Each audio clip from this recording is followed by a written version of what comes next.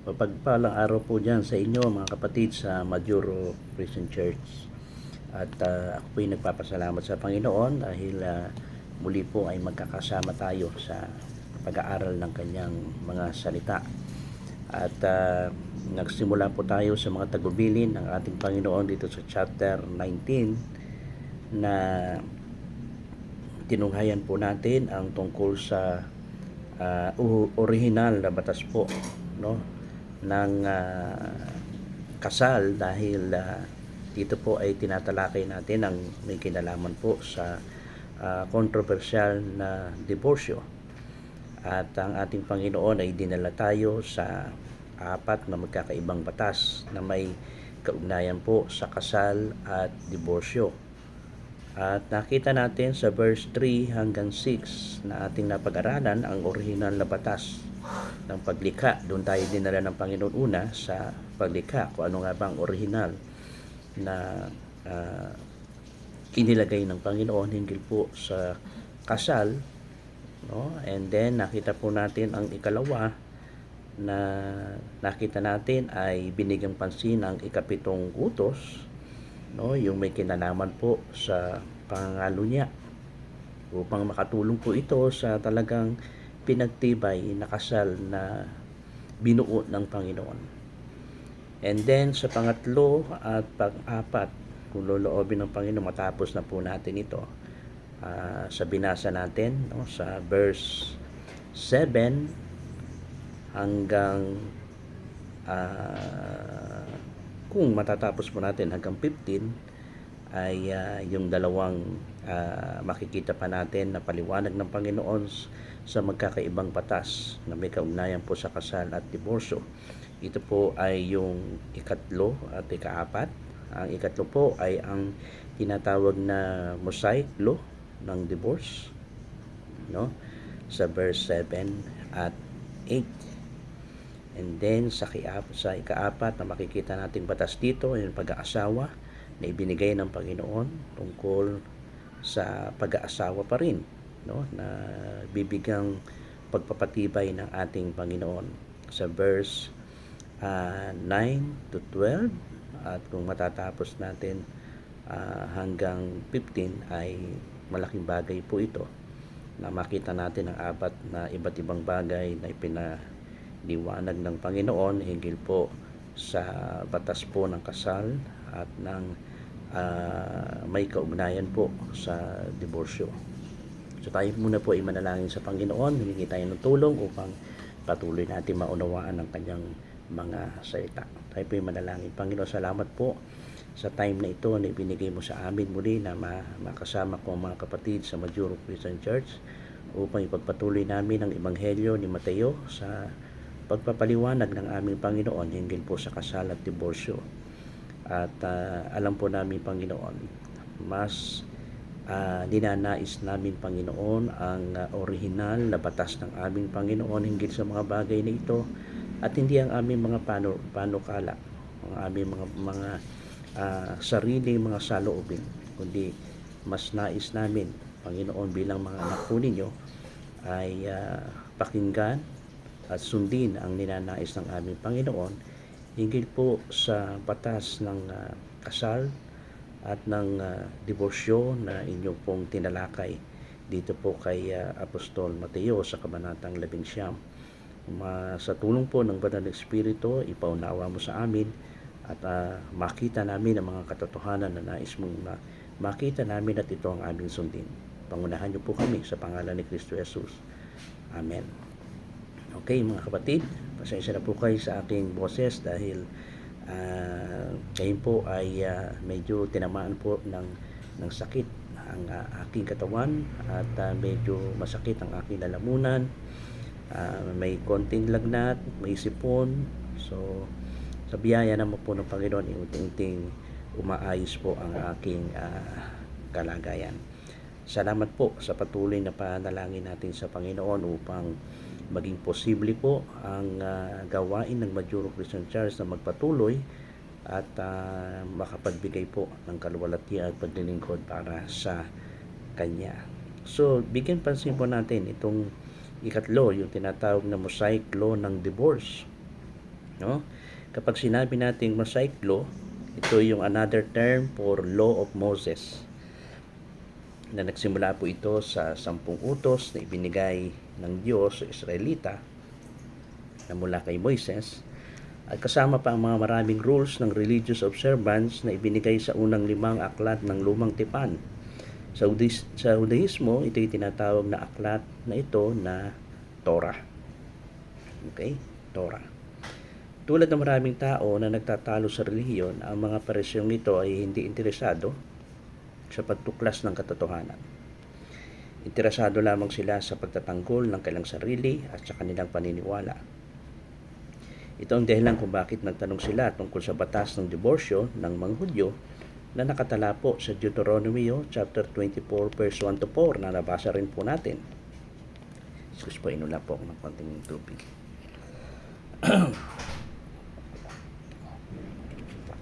At yan ay nabasa po natin kanina. At maganda basahin po ninyo sa iba't ibang mga salin upang mas lalong maunawaan at makita po natin, no, kung ano yung mga binibigyan diin po dyan. At nakita natin na nilinaw ng salin na ito na isang utos lamang na ibinigay ni Moises. At ang mga diborsyado na asawang babae ay hindi makakabalik sa kanyang unang asawa kung siya ay ihiwalay sa pangalawang asawa. Hindi ipinag-utos ni Moises dito ang diborsyo, kundi pinayagan niya ito at inuutos niya na bigyan ng asawa ang kanyang mga dating asawa ng isang legal na panukalang batas ng diborsyo. Yung pong napasin natin dyan, kasi po ang mga Pariseo ay tila baga iniiba nila, no? Parang ang dating para sa kanila, ang ibinigay ni Moises ay utos, pero hindi po, pinahintulutan lamang niya dahil nga po sa katigasan ng kanilang mga ulo, no? Hindi ipinag-utos ni Moises ang diborsyo, pinayagan niya ito, inuutos niya na bigyan ng asawa ang kanyang mga dating asawa ng isang legal na panukalang batas ng diborsyo.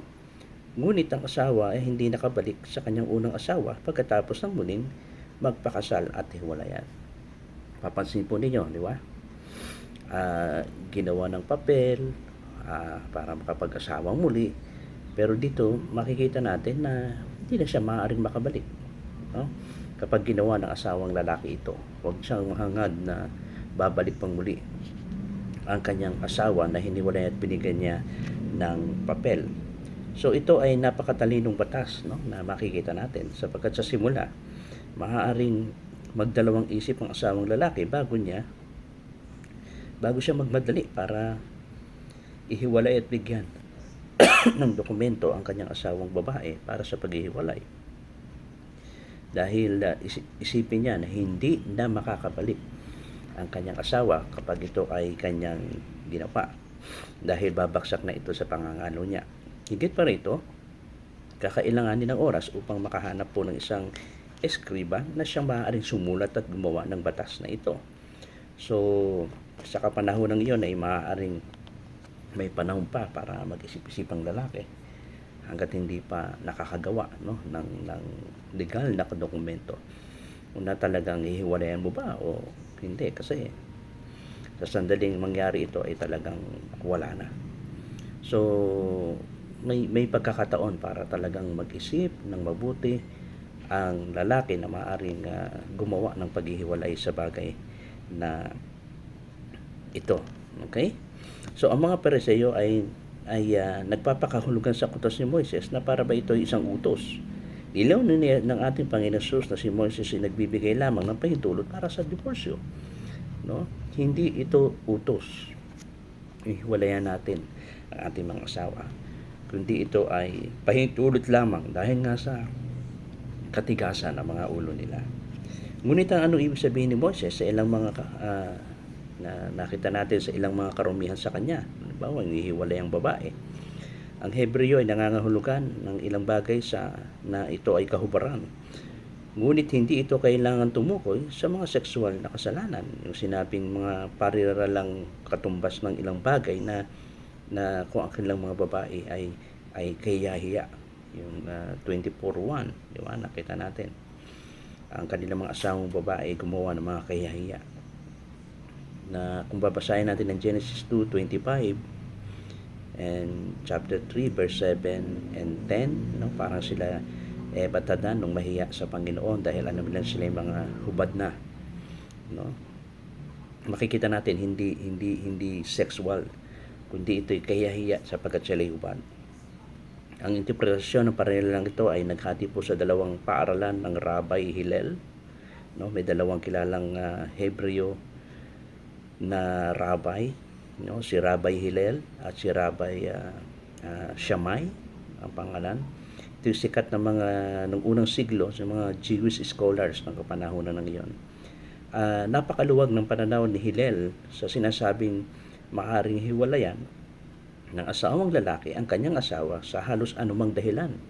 Para kay Rabbi Hillel, anumang kadahilanan, pwede mong hiwalayan ang iyong asawa.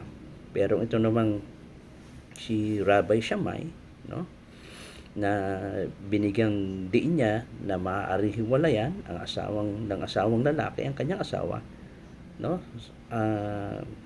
sa pamamagitan lamang ng pananaw na para sa kanya at pananaw na rin na para kay Moises sa anumang dahilan na naging mas mahigpit na pananaw niya na sinasabi ni Moises na nagsasalita lamang tungkol sa sexual na kasalanan.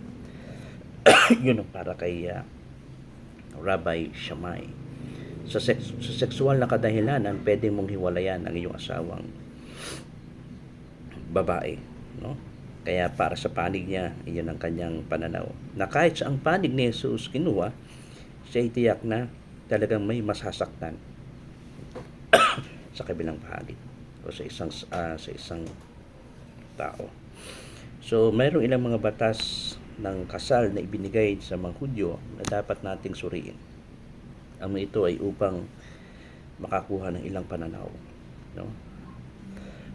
Nagbigay po ang Biblia ilang mga batas ng kasal ng mga Hudyo na dapat nating suriin. Ang mga ito upang makakuha tayo ng ilang mga pananaw. Halimbawa, kung isang lalaki ay nagpakasal sa isang babae at natuklasan niya na ang kanya palang naging asawa ay hindi na isang birhen, maaari niya itong ilantad, no, ang kanyang kasalanan at mabigat na kutusan, maaari siyang batuhin, no, hanggang mamatay. Maaaring batuhin siya. And then makita natin sa Deuteronomy 22:13-21, no? Isang Hudyo na couple, pinakasalan ng kanyang asawang babae, and then later on nakita niya na hindi pala siyang birhen ang kanyang naging asawa. So pwede niyang sabihin ito, ilantad ang kanyang kasalanan at batuhin siya. And then syempre kailangan niyang magkaroon ng mga patunay, and then at kung hindi siya o kaya pinagmumulta, no, ang kanyang asawang babae, and then dapat patunayan niya mabuti ito sapagkat kung hindi ang kanyang paratang sa kanyang asawang babae ay hindi tama, ay hindi niya maaari hiwalayan ang kanyang asawang babae, kundi habang buhay mo nang makakasama ay yung asawang babae. So ang batas na ito ay isang proteksyon sa mga babaihan gaya din ng sa lalaki. So magagandang mga batas na nakikita natin. Kung pinaghihinalaan ng isang lalaki ang kanyang asawa, halimbawa ng pagtataksil, sinusunod niya ang pamamaraang nakabalangkas sa Numbers chapter 11. Babasahin po ninyo yan. At ito ay hindi natin masusunod sa pamamaraang iyon ngayon ay parang tiyak na dahil wala nang mga saserdote ngayon, wala na rin tayong tabernakulo, no, na kung susundin natin ang bilang chapter 5. Pero tandaan natin ang batas ni Moises, no, ay laging humihingi ng parusang kamatayan para sa mga nangangalo niya. Yan ang pinaka mabigat yan na makikita natin para kay Moises.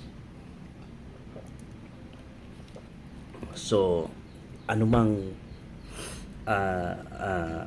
mga batas na ito sa huli, no, na sa sandaling may pangangalo niya para kay Moises, ang hinihingi niya na talagang kaparusahan nito ay kamatayan. Okay? Mapapansin natin yan sa Deuteronomy chapter 22 verse 22, Leviticus 20:10. Nasumpungan ang dalawa na may pangangalo niya, dapat silang patayin. So ang mga kaaway ng ating Panginoon ay talagang umaapela sa batas na ito. Sinubukan nilang bitagin talaga ang ating Panginoon. Example sa John 8, di ba? Ang mga eskriba, pariseo nung nasa ang ating Panginoon ay nagtuturo, bigla na lamang meron siyang ang mga punong relihiyon ito ay dinalang isang babaeng nahuli sa aktual na pangangalo niya, di ba? Natatandaan niyo, no? At ang ating Panginoon sinabihan, anong gagawin mo diyan? Nahuli namin siya nangangalo niya. Ito yung sinabi ng Panginoon, okay? Kung sino yung walang sala, siyang unang bumato sa babae, no? Hanggang sa nawala, naabsuelto ang babaeng ito.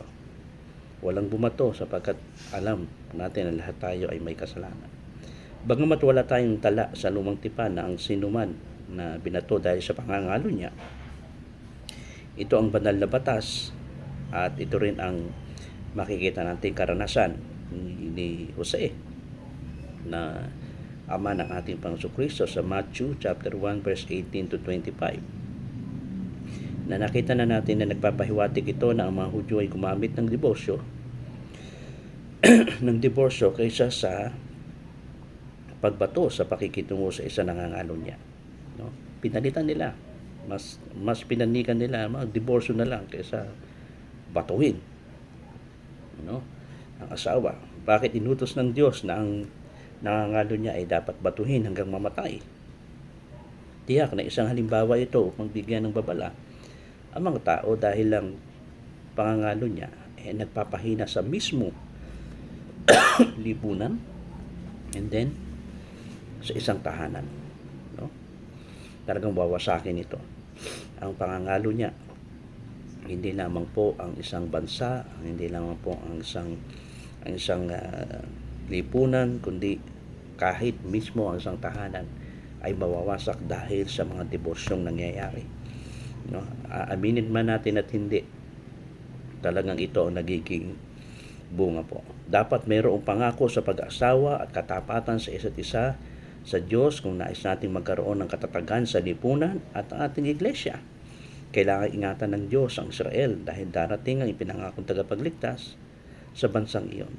At tinutulan ng Diyos ang diborsyo sa Israel dahil pinahina nito ang bansa at nagmanta sa pagsilang ng ating dakilang Mesyas. Malakay 2:10-16.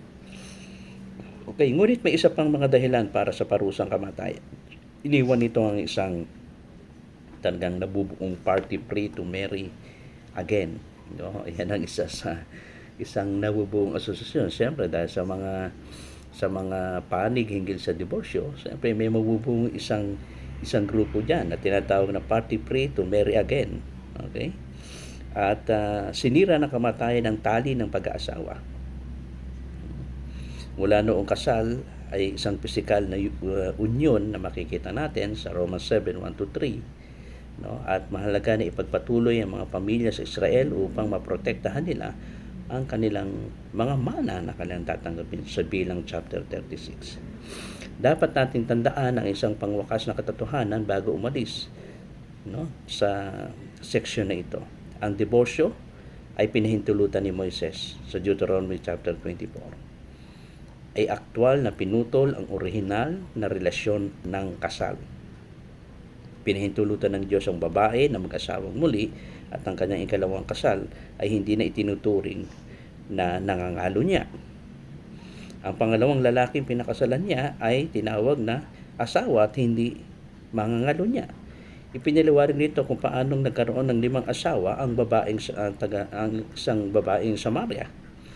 Ngunit nabubuhay pa sa lalaking hindi niya tunay na asawa sa John 4:16-18. Tila lahat ng 5 asawa na iyon ay isang legal ayon sa kasulatan na nangyari. So nangangahulugan ito na ang diborsyo sa banal na kasulatan ay pumuputol sa relasyon ng mag-asawa. Hindi masisiran ng tao ang relasyong ito sa pamamagitan ng kanyang mga batas. Ngunit maaaring sirain ito ng Diyos. Ang parehong Diyos na nagbibigay ng mga batas na nagsasama-sama ng mga tao ay maaari ding magbigay ng mga batas upang paghiwalayin sila. Kayang gawin ito ng Diyos, ngunit hindi ito magagawa ng tao. Sa wakas, nilinaw ni Jesus na ang kautusan ng Mosaic ng diborsyo ay isang pagpapahintulot sa bahagi ng Diyos. Ang orihinal na batas ng Diyos sa pag-aasawa ay hindi nag-iwan ng puwang para sa diborsyo. Ngunit ang batas na iyon ay inilatag bago kasala ang tao. Okay? Sa halip na magkaroon ng dalawang taong magkasamang mamuhay na patuloy na alitan o ng isang pareho sa kanila ay naghahanap ng katuparan sa ibang lugar at sa gayon ay nakagawa ng kasalanan. Pinahintulutan ng Diyos ang diborsyo. Kasama sa diborsyong ito ang karapatang muling magpakasal. Ang mga Pariseo ay hindi nagtanong tungkol sa muling pag-aasawa dahil ito ay walang problema. Tinanggap nila ang katotohanan na ang mga partido ay maghahanap ng ibang mapapangasawa at ito ay pinahintulutan ni Moises. Nakakalungkot, di ba? Nakakalungkot. Pero tandaan natin, pinahintulutan man ito ni Moises, pinahintulutan ng Panginoon, no? Ang diborsyo nito, pero hindi niya ito inutos. Yun sana maging maliwanag po sa atin, ano? Bakit pinahintulutan ng Panginoon? Bakit pinahintulutan ni Moises? Dahil sa katigasan ng ulo nila, no? Pero una pa man na nakita natin from creation, talagang ang utos ng Panginoon ay talagang hindi maghihiwalay ang dalawang ito.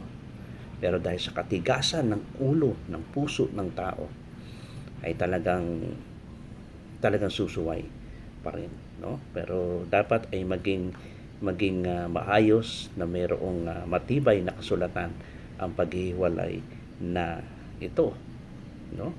At ngayon, bigyan pansin naman natin ang batas ng pag-aasawa ng ating Panginoon na muli ay bibigyan pansin dito sa ikalawang bahagi, no? Pagkatapos ng Mosaic Law, hinggil dito, ay papasok tayo sa batas ng pag-aasawa na inilagay ng ating Panginoon sa chapter 19, verse 9 to 12 at matapos natin hanggang 15. Nang sabihin ng ating Panginoon Jesus na sinasabi ko sa inyo, no? Anong ibig sabihin nito? Sa talata pa lang na siyam. Siya ay nag-aangkin na siya ay Diyos, sapagkat ng Diyos lamang ang makapagtatatag at makapagbabago ng mga batas ng kasal. No, siya ang nagtatag niyan, siya rin ang maaari, no, na magbago nito. Ipinahayag niya na ang kasal ay isang permanenteng pagsasama, no, na magsisira lamang ng sexual na kasalanan. No, ang salitang pakikiapid sa Bagong Tipan ay sumasaklaw sa maraming uri ng mga kasalanang sexual, no, sa pagitan ng dalawang taong walang asawa, no? At ito ay hindi angkop dito, sapagkat ang tinutukoy ng ating Panginoon Jesus ay tungkol sa mga taong may asawa na. Kasi ang pakikiapid, ito yung nagsama kayo na wala naman sa ilalim ng kasal. So pakikiapid po yun. Pero kung ang both side, lalaki o babae, ay meron ng unang asawa o kasal at pumasok pa rin sa ikalawang ganong bagay na sexual na gawain, yun yung tinatawag na pangangalunya, no? Mula sa salita ng Panginoon. Naniniwala ba tayo? 20,000 na lalaki na gumawa ng pakikiapid sa ilalim ng pang-aakit na ginawa ni Balaam mula sa Bilang chapter 25. Basahin po ninyo yan. Dami, no? Ito'y pawang mga walang asawa. So, ang payo ba sa Acts 15, 20 to 29 ay ipinadala lamang sa mga iisang miyembro ng simbahan. Pero tandaan natin, no? Kung titingnan natin ang Gawa 15. Siguro basahin natin ito. Gawa 15. Gawa 15 verse 20 and 29. Verse 20 and 29. Sa halip na sumulat tayo sa kanila na sila'y lumayo sa mga bagay na pinarumi ng Diyos-Diyosan at pakikiapid at sa anumang bagay na ibinigti at sa dugo. And then verse 29, na kayo'y umiwas sa mga bagay na hinandog sa mga Diyos-Diyosan, sa dugo, sa mga binigti, sa pakikiapid. So talagang ito ay kasama sa mga kahimahimarim sa ating Panginoon, no? Yung pakikiapid na maaari yun. At ito ay hindi lamang paalala, no, sa isang iglesia lokal, ito sa pangkalahatan na talaga ang Panginoon ay namumuhi sa mga ganitong bagay na pakikiapid, no? Ang kasal ay isang permanenteng pisikal na pagsasama na maaaring masira lamang ng isang pisikal na dahilan. Yun nga po ang karumihan o sexual na maaaring kadahilanan. Kamatayan o sexual na kasalanan na maaaring makita natin. Hindi masisira ng tao ang unyon, no, ang pakikipag-isa, ngunit magagawa ng Diyos. So, sa ilalim ng batas ng Lumang Tipan, ang makasalanan ay binato hanggang mamatay.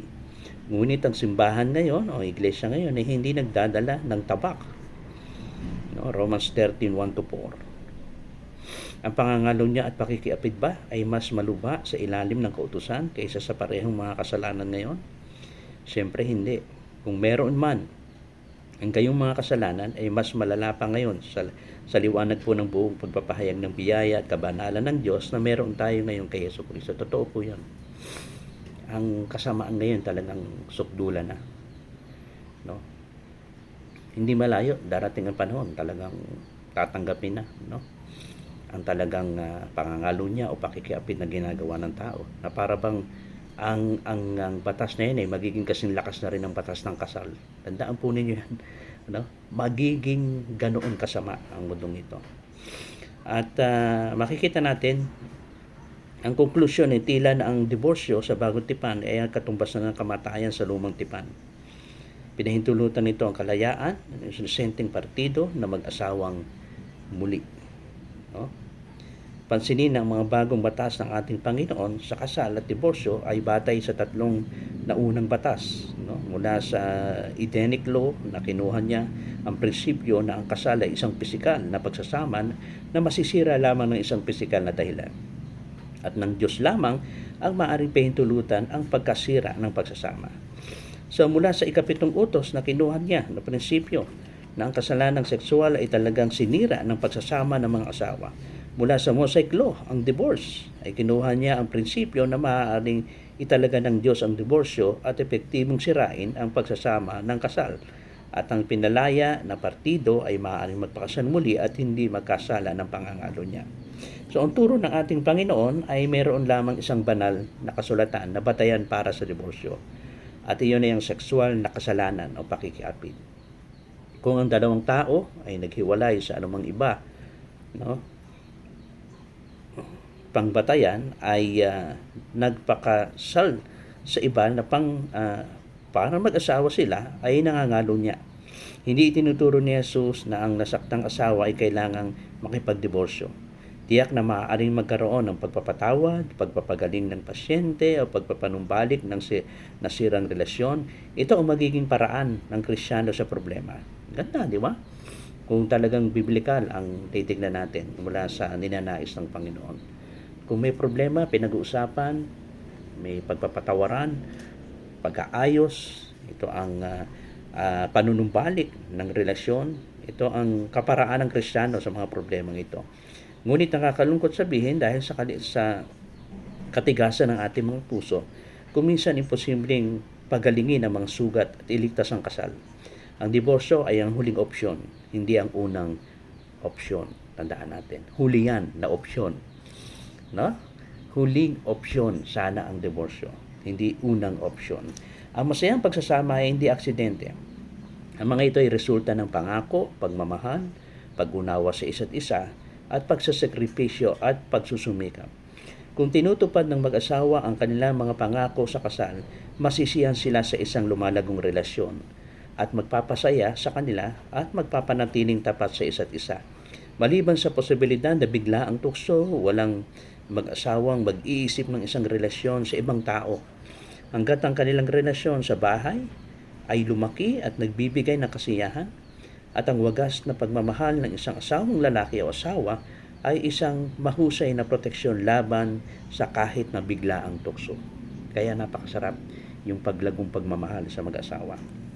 Ang tugon ng mga alagad sa turo ng ating Panginoong Kristo ay nagpakita na sila ay hindi sumasang-ayon sa Kanya. No? Kung walang paraan para makaalis sa isang masamang pagsasama, mas mabuting manatili kang single. No? Kaya ang kanilang argumento, ayaw ni Jesus na ituring nila ang diborsyo bilang isang paraan para makaalis ka lang. Dahil hindi sila magkakaroon ng seryosong saloobin sa pag-aasawa. Ito ang ninanais talaga ng Panginoon.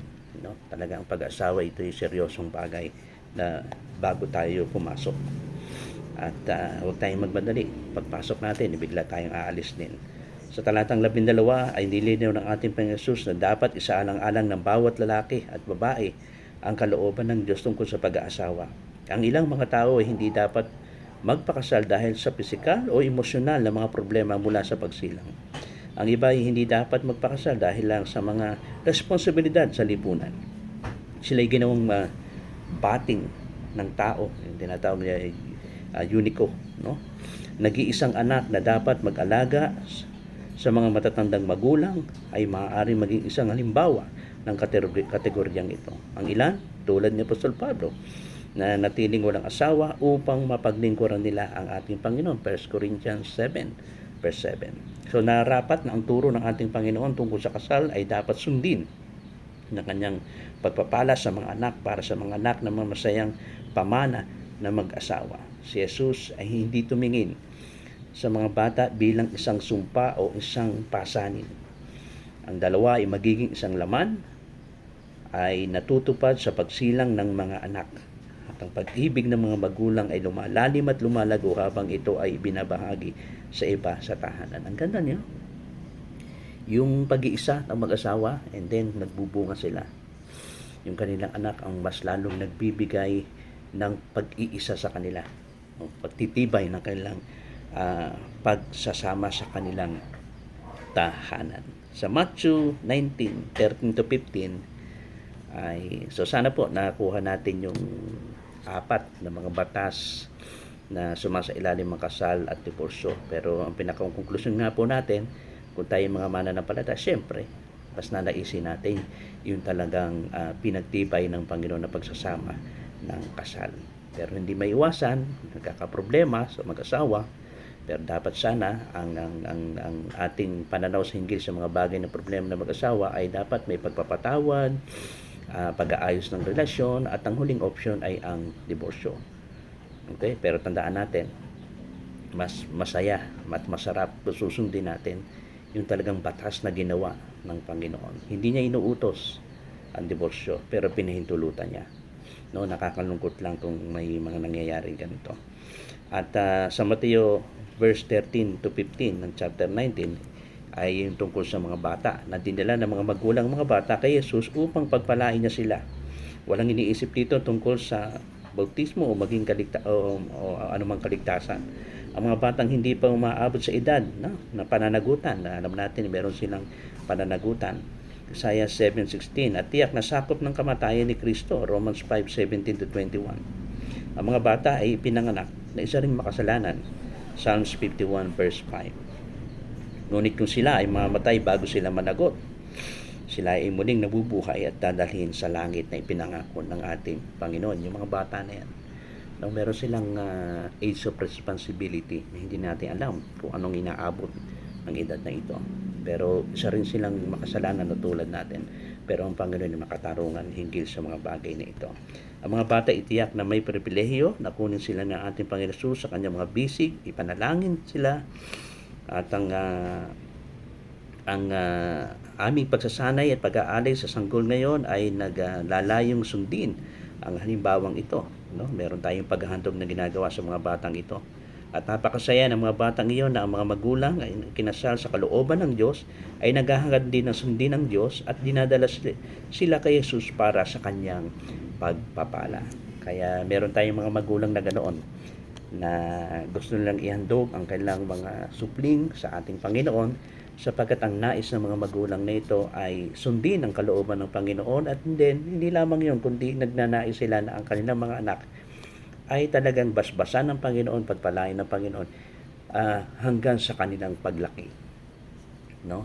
At sila ay tunay na makakilala sa ating Panginoong Hesukristo. So yun po yung makikita natin sa verses ng chapter 19 ng Matthew hanggang verse 15 na ating pong tinalakay. Sana po ay nakita po natin yung mga katunayan na nakahalagahan po no ng matibay na pagkaunawa natin hinggil sa kasal and then sa diborsyo. Okay? Siyempre mas gusto natin yung may pagbasbas ng ating Panginoon hinggil sa kasal. Pero nakakulungkot man kung dumarating talaga na sitwasyon na sa halip na maging huli ang masasabi natin na layunin ng diborsyo, pero minsan ito nagiging unang kadahilan na ginagawa ng marami, no? At umaasa po tayo na ito ay nakakuha tayo ng mga katotohanan hinggil sa turo ng ating Panginoon dito sa Matthew 19, no?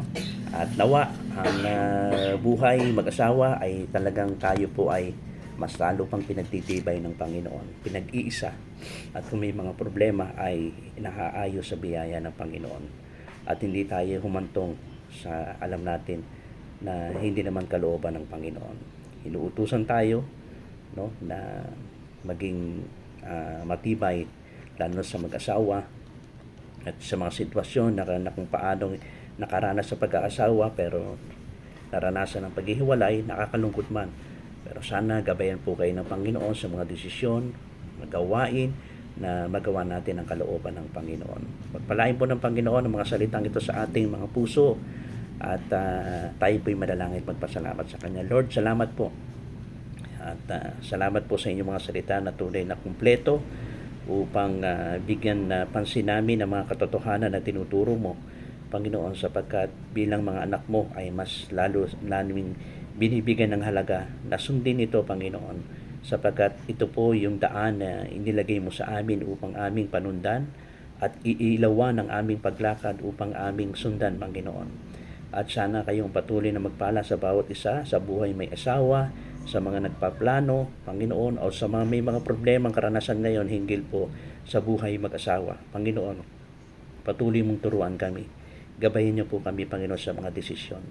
Salamat po. Ingatan po ninyong Majuro Christian Church, gabayan ng bawat isa at pagpalain ng mga trabaho, mga pamilya, na patuloy kayong maglalaan ng kanilang mga pangailangan. Patuloy mo kami palaguin, palakasin ng aming pong buhay espiritual. Salamat po, Panginoon, sa inyong mga salita sa pangalan po ni Kristo Jesus. Amen. Maraming salamat po, mga kapatid. Patuloy po kayong pagpalain ng Panginoon, at sa darating na isang linggong muli ay karoon tayo ng pulong panalangin, at doobin ng Panginoon ay ang men's fellowship and ang women's fellowship ay magpatuloy din po para sa pag-aaral ng salita ng Panginoon. Patuloy po tayong magdalanginan. Maraming salamat po sa inyong mga panalangin.